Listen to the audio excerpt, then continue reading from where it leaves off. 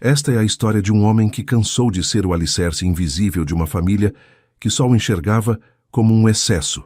Após anos financiando o luxo e o conforto de quem o humilhava pelas costas, um comentário cruel em uma noite de celebração foi o estopim para uma reviravolta que ninguém naquela mesa poderia prever. O preço da humilhação, desta vez, seria cobrado à vista, e a conta seria muito mais alta do que eles poderiam pagar. Antes de começarmos essa história incrível, não se esqueça de curtir o vídeo, se inscrever no canal e contar pra gente nos comentários de onde você está ouvindo essa história. O tilintar dos talheres de prata contra a porcelana legítima sempre me deu um tipo específico de dor de cabeça. Era um som seco, aristocrático e profundamente falso. Eu estava sentado na ponta da mesa longa, decorada com arranjos de lírios brancos e velas que exalavam um perfume adocicado de baunilha, tentando ignorar a náusea que subia pela minha garganta.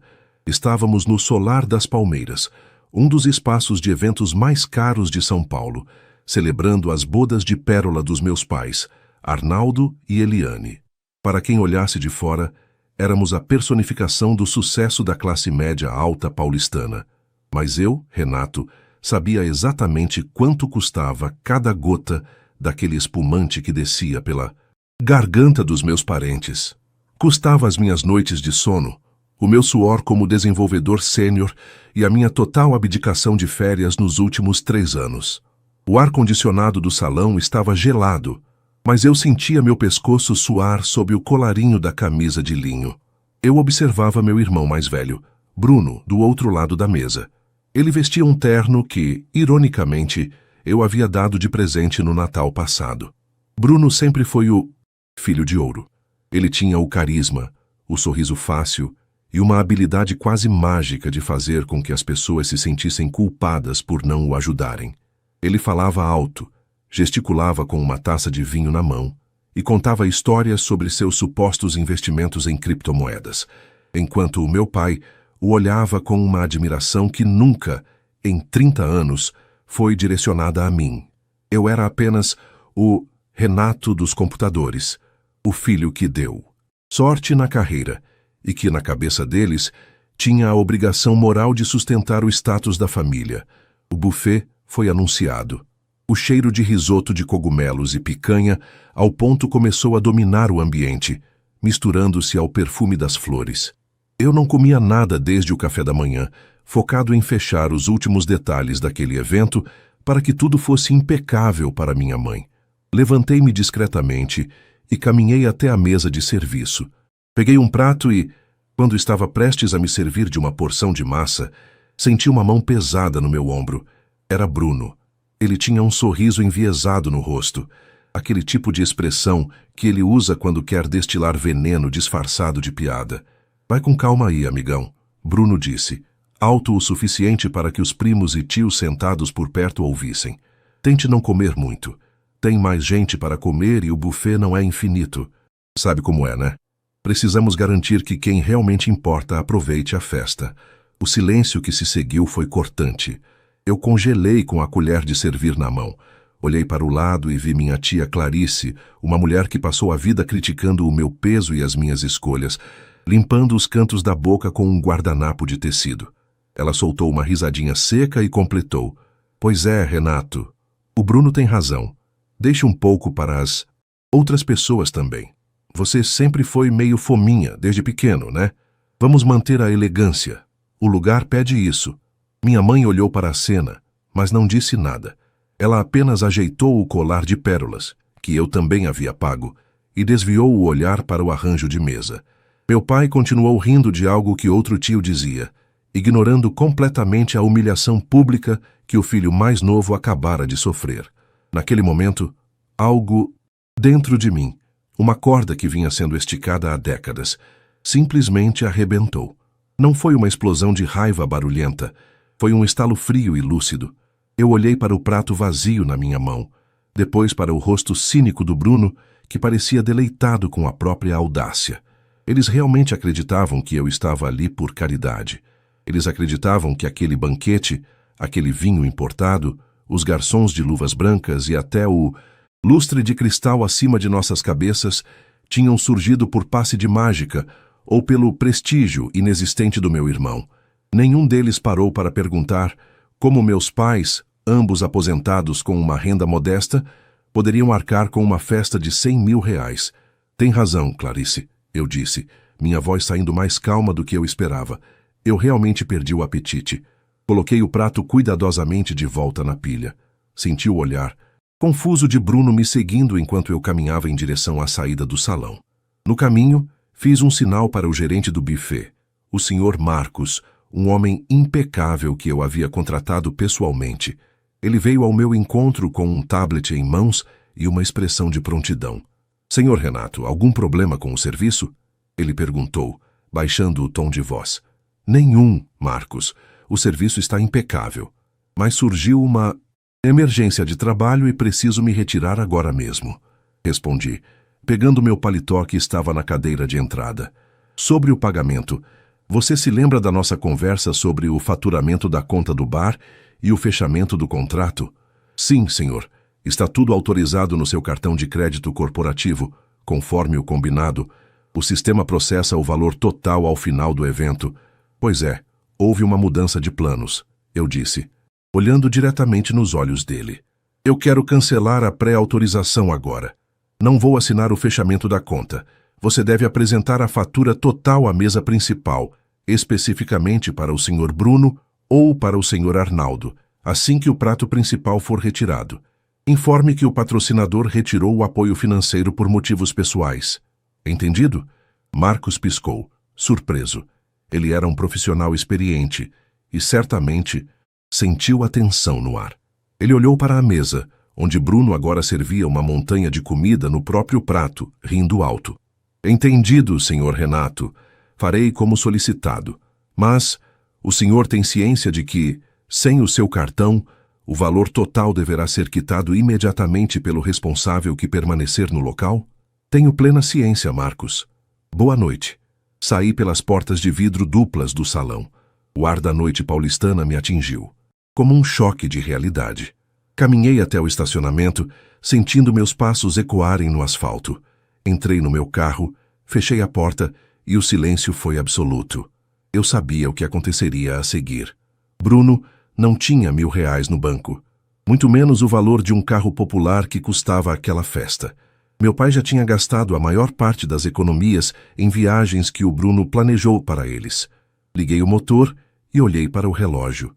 No painel, eram 21h15. Pelos meus cálculos, em exatamente 30 minutos, o banquete de humilhações começaria a ser cobrado. E pela primeira vez na vida, eu não estaria lá para pagar a conta. Enquanto manobrava para sair do clube, vi pelo retrovisor as luzes quentes do salão diminuindo. Eles queriam que eu deixasse comida para os outros? Pois bem, eu deixaria. Deixaria a comida, as flores e, principalmente, a responsabilidade de serem os adultos que sempre fingiram ser. Senti uma leve vibração no bolso. Era o grupo da família no WhatsApp. Minha tia Clarice tinha acabado de postar uma foto de um prato de lagosta com a legenda Noite de bênçãos e fartura. Eu sorri. Aquela seria, sem dúvida, a refeição mais cara e indigesta da vida dela. Dirigi em direção ao meu apartamento, sentindo um peso enorme sair dos meus ombros, enquanto a cidade de São Paulo brilhava lá fora, indiferente ao caos financeiro que estava prestes a explodir naquela mesa de lírios brancos. O trajeto de volta para o meu apartamento, na Vila Olímpia, foi estranhamente silencioso. Desliguei o rádio e permiti que apenas o som dos pneus no asfalto molhado pela garoa fina de São Paulo preenchesse o ambiente. A Marginal Pinheiros estava com o trânsito fluindo, as luzes dos prédios refletindo nas poças de água, como se a cidade inteira estivesse assistindo ao início do meu espetáculo particular. Eu sentia uma adrenalina gelada percorrendo minhas veias, uma mistura de pavor e alívio que eu nunca havia experimentado antes. Estacionei o carro na minha vaga, o som do motor morrendo lentamente, e fiquei ali, no escuro da garagem, por alguns minutos. Olhei para as minhas mãos no volante de couro. Elas não tremiam. Pela primeira vez em anos, eu não estava sentindo o peso de carregar as expectativas e as dívidas de outras pessoas nas costas. Subi pelo elevador social, o espelho devolvendo a imagem de um homem que parecia 10 anos mais novo do que o Renato, que havia chegado à festa 2 horas atrás. Entrei no meu apartamento, onde o silêncio era um luxo que eu havia conquistado com muito esforço. Não havia cobranças aqui, não havia tias julgando o meu peso, nem um irmão usando meu sucesso para camuflar o próprio fracasso. Preparei um café forte, o aroma do grão moído na hora inundando a cozinha planejada, e sentei-me na poltrona da sala, de frente para a janela que dava vista para o horizonte iluminado da capital. Coloquei o celular sobre a mesa de centro, com a tela virada para cima. Eram exatamente 21h40. O primeiro sinal veio às 21h46. Uma vibração curta, discreta, uma mensagem no grupo da família. Eu não abri, mas vi a notificação no topo da tela. Era minha tia Clarice. Renato, cadê você? A sobremesa vai ser servida agora e não suma. Ignorei. 3 minutos depois, outra vibração, desta vez mais insistente. Era minha mãe. Filho, você saiu sem se despedir? Onde você está? Eu conseguia imaginar a confusão começando a se instalar naquela mesa decorada. Eles ainda achavam que eu era o mesmo Renato de sempre, o que pede desculpas por existir e que resolve todos os imprevistos com um sorriso amarelo e um pix rápido. Às 21h50, o celular não apenas vibrou, ele começou a tocar. O nome Bruno brilhava na tela como um alerta de incêndio. Deixei tocar até o final. Ele ligou de novo imediatamente. No terceiro toque, eu atendi. Não disse nada e apenas esperei. O som do outro lado da linha era caótico. Eu ouvia o burburinho do salão ao fundo, o tilintar de taças e, bem próximo ao microfone, a respiração ofegante e irritada do meu irmão. Renato, que porra é essa, cara? A voz de Bruno estava 3 tons acima do normal, carregada de uma arrogância que agora começava a rachar sob o peso do desespero. O gerente do buffet, um tal de Marcos, acabou de chegar aqui na mesa com uma conta de R$102 mil. Ele disse que houve um problema com o seu cartão, que você cancelou a autorização. Que palhaçada é? Essa? Resolve logo isso. O pai está ficando nervoso e a mãe está morrendo de vergonha com o garçom parado aqui do lado. Não houve problema nenhum com o cartão, Bruno. Respondi calmamente, dando um gole no meu café. O líquido quente desceu queimando, pontuando a minha determinação. Eu apenas decidi que a festa não era minha. Como você mesmo disse, eu não deveria comer muito porque tinha gente mais importante para ser alimentada. Eu segui o seu conselho, retirei o meu prato, a minha presença e, consequentemente, o meu dinheiro. Você ficou louco? Bruno gritou, e eu pude ouvir o som de uma cadeira sendo arrastada bruscamente. São R$100 mil, Renato. Eu não tenho esse dinheiro. O pai não tem esse dinheiro. Você assinou o contrato, a obrigação é sua. Estão ameaçando chamar a polícia ou o jurídico do clube se a gente não resolver isso agora. Para de ser infantil e volta aqui para pagar essa merda. A obrigação é de quem usufruiu, Bruno. Eu não comi, eu não bebi e eu certamente não fui celebrado. Você passou a noite inteira agindo como se fosse o anfitrião, contando vantagens sobre os seus investimentos fictícios. Bom, agora é a hora de mostrar o retorno desses investimentos. Mostre para o papai e para a Clarice como você é o filho provedor. A linha ficou muda por alguns segundos. Eu ouvi Bruno discutindo com alguém. Provavelmente meu pai tentando entender o que estava acontecendo. Então, a voz do meu pai, Arnaldo, assumiu o telefone. Era uma voz que eu sempre temi e respeitei, mas que agora parecia apenas cansada e terrivelmente pequena. Renato, meu filho, o que você está fazendo? Ele perguntou, o tom paternal sendo usado como uma arma de manipulação. É a nossa festa de 30 anos de casados. Você vai mesmo nos humilhar assim na frente de toda a família? A Clarice está em choque. Os seus primos estão olhando. Isso é coisa que se faça? Pegue o seu carro, volte aqui e peça desculpas. Depois a gente acerta os detalhes. Eu te dou uma parte do dinheiro quando as minhas aplicações renderem. Pai, suas aplicações nunca rendem, eu disse, sentindo uma pontada de tristeza, mas sem recuar 1 milímetro. E a humilhação não fui eu quem criou. Ela estava lá sentada à mesa com a gente, o tempo todo. A humilhação estava no Bruno me tratando como um intruso em uma festa que eu paguei. Estava na tia Clarice me chamando de fominha enquanto eu pagava o caviar dela. Eu cansei de financiar o desrespeito de vocês contra mim. O valor da conta é o preço da lição que vocês precisam aprender. Você não pode fazer isso. Meu pai explodiu, a máscara de bondade caindo. Eu sou seu pai. Eu te dei tudo. Você me deu a vida, pai. E eu já paguei por ela 10 vezes mais nos últimos 5 anos, quitando suas dívidas de jogo, pagando o plano de saúde de luxo que vocês têm e mantendo esse padrão de vida que vocês não podem bancar. A festa acabou, literalmente. Desliguei o telefone. Meu coração batia forte contra as costelas, um tambor de guerra comemorando a primeira vitória. Mas eu sabia que isso era apenas o começo. As mensagens no grupo de União em Tradição começaram a cair como uma chuva de granizo. Renato, você é um monstro, escreveu minha prima. Nunca imaginei que o dinheiro subiria tanto à cabeça de alguém, postou Clarice. Eu via cada uma delas, e a cada insulto eu me sentia mais leve. Eles não estavam bravos porque eu os havia abandonado. Eles estavam apavorados porque o caixa eletrônico humano havia finalmente quebrado. Olhei para a tela mais uma vez e vi uma notificação do aplicativo do meu banco. Pagamento de R$ 102.450 cancelado com sucesso. Sorri. Aquele valor, que para eles era um abismo, para mim era o preço da minha liberdade.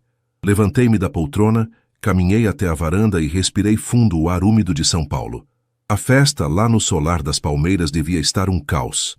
Eu imaginava os garçons retirando as garrafas de vinho, a música parando, e Bruno tentando explicar para o gerente por que o grande empresário de criptomoedas não tinha saldo para cobrir nem os 10% do serviço. Eu ainda tinha muito o que fazer. Se eles achavam que a conta do buffet era o pior, eles não tinham ideia do que eu havia planejado para o dia seguinte em relação ao apartamento onde meus pais moravam, e que, juridicamente, estava no meu nome. A vingança é um prato que se serve frio, mas eu preferia pensar que estava apenas fazendo uma auditoria na minha vida e cortando todos os gastos desnecessários. E a minha família, infelizmente, tinha se tornado o maior deles. Acordei no dia seguinte com o som do silêncio, mas um silêncio que parecia carregado eletricamente. O sol de outono entrava pelas frestas da persiana automática do meu quarto na Vila Olímpia, desenhando linhas paralelas de luz sobre o lençol de fios egípcios. Olhei para o teto por alguns minutos, sentindo uma paz que beirava o irreal. Pela primeira vez em mais de uma década, eu não acordei com a preocupação de checar se o Bruno tinha estourado o limite do cartão adicional ou se o meu pai precisava de uns empréstimos de emergência para cobrir um rombo que ele se recusava a explicar. Estiquei o braço e peguei o celular na mesa de cabeceira. A tela era um cemitério de notificações. 142. Mensagens no WhatsApp e 27 chamadas perdidas. Levantei-me e fui para a cozinha. Enquanto a cafeteira italiana soltava aquele chiado rítmico e o perfume do café invadia o ambiente, comecei a ler as mensagens. O grupo da família tinha se transformado em um tribunal inquisitório. Minha tia Clarice, que sempre teve o dom de ser passivo-agressiva, tinha enviado áudios de 2 minutos falando sobre ingratidão filial e como o dinheiro corrompe as almas mais fracas. Havia fotos da minha mãe chorando no banco de trás do carro do meu pai e uma mensagem curta do Bruno, enviada às 3 da manhã. Você nos destruiu. O buffet reteve os documentos do papai como garantia. Espero que você consiga dormir hoje. Sorri involuntariamente. Eu dormi como um bebê, Bruno. O som do interfone cortou a minha tranquilidade às 9 da manhã. Eu já esperava por isso. Era o porteiro, com a voz hesitante, avisando que meus pais e meu irmão estavam na recepção e exigiam subir. Respirei fundo, dei o último gole no café e autorizei. Eu não ia me esconder. A vingança, para ser completa, precisa de um desfecho cara a cara. Abri a porta e esperei no corredor. Quando o elevador abriu, a visão era patética. Meu pai, Arnaldo, parecia ter envelhecido 5 anos em uma noite. Sua camisa de linho estava amarrotada, e ele não. Carregava mais aquela aura de patriarca intocável. Bruno vinha logo atrás, com os olhos vermelhos e o rosto inchado de quem tinha passado a noite em claro tentando negociar o inegociável. Você tem noção do que fez? Bruno começou a gritar antes mesmo de sair do elevador. Tivemos que assinar notas promissórias. O gerente chamou a segurança do clube. Fomos escoltados para fora como se fôssemos criminosos, Renato, por causa de uma pirraça sua, por causa de um comentário de mesa. Entrem, eu disse, mantendo a voz num tom baixo e controlado, o que parecia irritá-los ainda mais. O corredor não é lugar para o drama que vocês adoram encenar. Eles entraram na minha sala. Minha mãe, Eliane, sentou-se no sofá de couro e começou a soluçar, mas eu já conhecia aquele choro. Era o choro da manipulação, o mesmo que ela usava quando queria que eu pagasse a reforma da cozinha da casa de praia que eles mal usavam. Meu pai ficou de pé com as mãos trêmulas, apoiadas no encosto de uma poltrona. Renato, eu nunca imaginei que você chegaria a esse ponto, meu pai disse, a voz falhando. Aquela festa era a celebração da nossa vida. Como você pôde nos expor àquela humilhação? O Marcos, o gerente, disse na frente de todos os nossos amigos que o cartão tinha sido cancelado por ordem direta sua. Meus amigos, Renato, o que eles vão pensar de mim? Vão pensar a verdade, pai, respondi, cruzando os braços. Que você vive uma vida que não pode pagar as custas do filho que você despreza. E sobre a humilhação, vocês sentiram apenas uma fração do que eu sinto toda vez que nos reunimos. O Bruno me humilha para se sentir grande, e vocês aplaudem. A tia Clarice me trata como um banco de investimentos sem sentimentos, e vocês consentem. Ontem foi apenas o acerto de contas. Acerto de contas. Bruno se aproximou, o hálito ainda cheirando ao vinho caro que ele não pagou. Você nos deixou uma dívida de 100 mil reais. Eu tive que entregar o meu relógio como garantia temporária. Você vai ligar para aquele buffet agora e vai pagar aquela conta. É o mínimo que você deve fazer depois de estragar a noite de todo mundo. Caminhei até a minha escrivaninha e peguei uma pasta de couro, preto, coloquei-a sobre a mesa de centro, bem na frente deles. O estalo da pasta batendo na madeira ecoou na sala. Bruno olhou para o objeto com desconfiança, enquanto minha mãe parou de chorar instantaneamente, a curiosidade superando o teatro. O buffet é o menor dos problemas de vocês hoje, comecei, abrindo a pasta e retirando um conjunto de documentos com o selo do cartório de registro de imóveis. Há 3 anos, quando o papai se enrolou com aqueles empréstimos bancários e quase perdeu o apartamento de Higienópolis. Eu fiz o que qualquer bom filho faria. Eu comprei o apartamento de vocês, paguei as dívidas, regularizei o IPTU atrasado e coloquei o imóvel no meu nome para que o banco não o tomasse. Desde então, deixei que vocês morassem lá de graça, pagando inclusive o condomínio, que não é barato. Vi a cor fugir do rosto do meu pai. Bruno ficou estático, a boca entreaberta. Eles sabiam da transação, claro, mas na cabeça deles era apenas um detalhe burocrático, uma formalidade para proteger o patrimônio da família, ou seja, deles. Eu estava revisando meus investimentos esta manhã. Continuei passando os dedos pelos papéis e percebi que esse apartamento é um ativo muito caro para ser mantido sem retorno. Como vocês acham que eu sou fominha e egoísta, decidi agir de acordo com a fama que vocês me deram. Este documento aqui é uma notificação extrajudicial. Como proprietário legal, estou solicitando a desocupação do imóvel em 60 dias, ou, se preferirem, podemos assinar um contrato de aluguel a preço de mercado. Considerando a metragem e a localização, o valor fica em torno de 12 mil reais mensais, mais as taxas. O silêncio que se seguiu foi absoluto. Dava para ouvir o som do tráfego distante, da Avenida Santo Amaro lá fora. Minha mãe soltou um grito sufocado e meu pai cambaleou, precisando se sentar. Bruno, por outro lado, explodiu. Ele tentou avançar na minha direção, mas eu não recuei. Eu era maior que ele, mais saudável e, naquele momento, infinitamente mais poderoso. Você não pode fazer isso. É a casa deles. Onde eles vão morar? Você é um monstro, Renato. Um monstro completo. Bruno gritava. As veias do Minduzintos e pescoço saltadas. Eles podem morar com você, Bruno. Respondi com um sorriso gélido. Você não é o gênio das finanças? O investidor de sucesso? Tenho certeza de que você tem espaço no seu loft alugado, que, inclusive, Eu também ajudei a mobiliar para os nossos pais.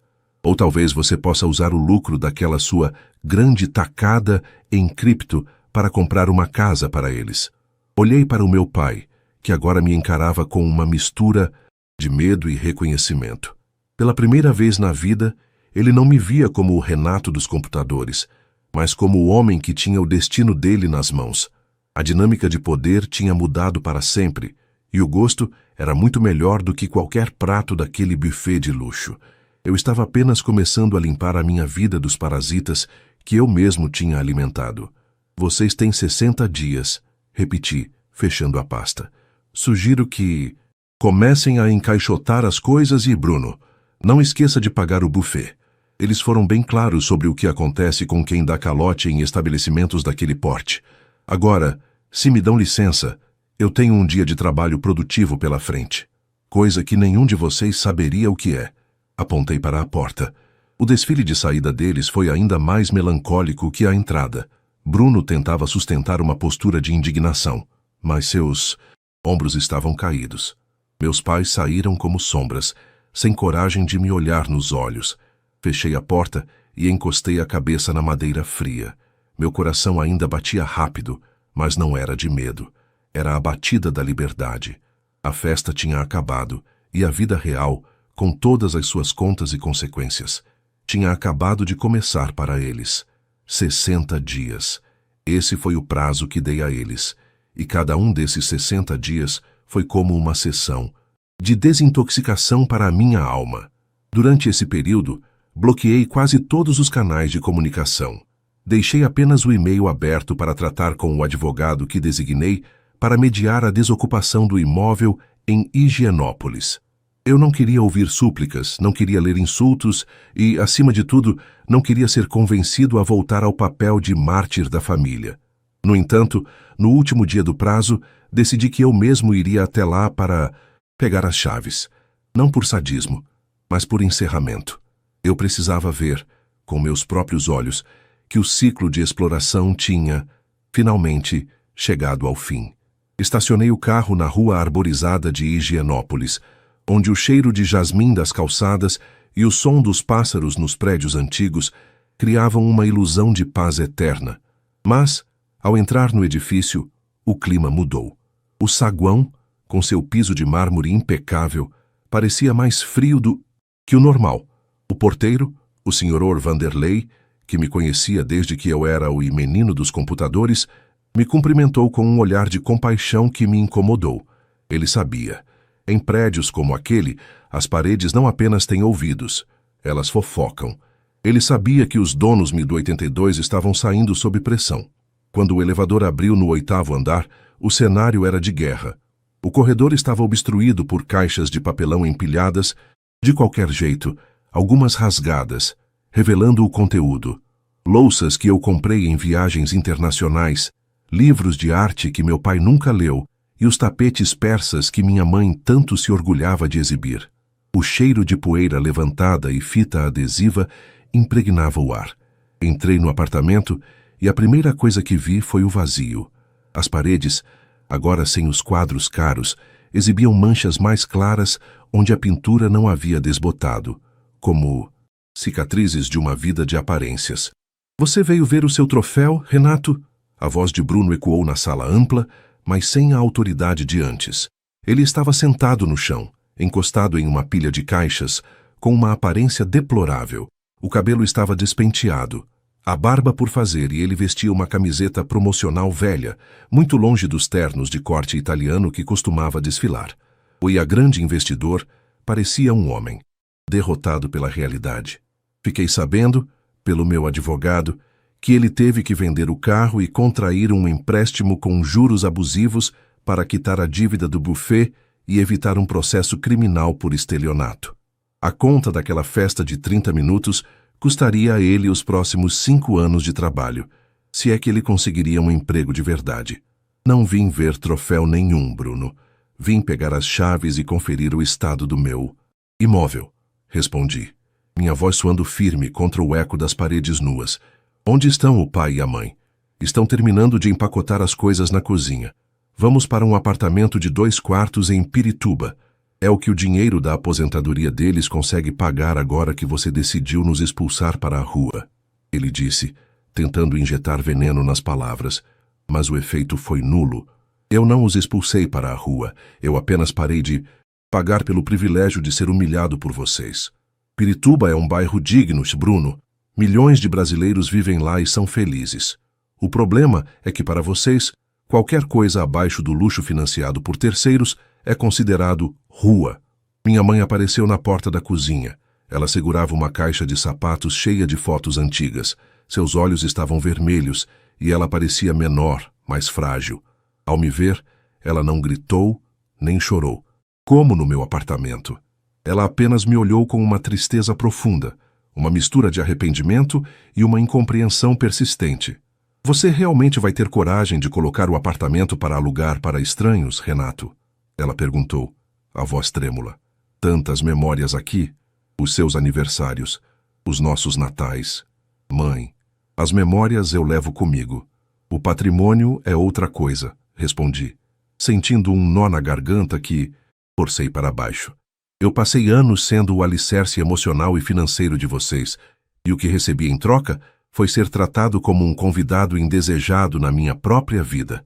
Eu espero que esse novo lugar ajude vocês a entenderem o valor das coisas e principalmente das pessoas. Meu pai, Arnaldo, saiu do quarto dos fundos carregando uma mala pesada.